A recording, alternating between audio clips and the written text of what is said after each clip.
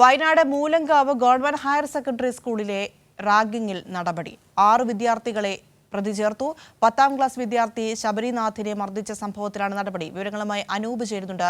അനൂപ്, എന്താണ് ഈ നടപടി സംബന്ധിച്ച് കൂടുതൽ വിവരങ്ങൾ വ്യക്തമാകുന്നത്?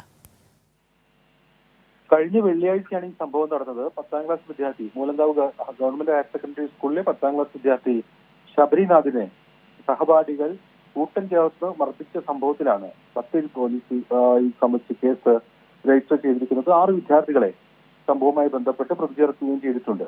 2 വിദ്യാർത്ഥികളെ നേരത്തെ സ്കൂൾ അധികൃതർ സസ്പെൻഡ് ചെയ്തിരുന്നു. ഈ കഴിഞ്ഞ വെള്ളിയാഴ്ച സഹപാഠികൾ ശബരിനാഥിനെ കൂട്ടം ചേർത്ത് മർദ്ദിക്കുന്നതിനിടെ ശബരിനാഥ് ആക്രമിക്കുകയും പരിക്കേൽപ്പിക്കുകയും എല്ലാം ചെയ്തു.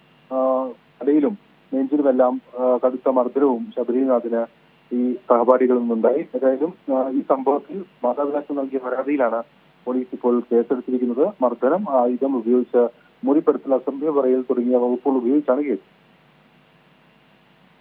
Wayanad Moolankavu government higher secondary സ്കൂളിലെ റാഗിങ്ങിൽ നടപടി. 6 വിദ്യാർത്ഥികളെ പ്രതി ചേർത്തിരിക്കുകയാണ്. അതിന്റെ വിവരങ്ങളാണ് അനൂപ് നൽകിയത്.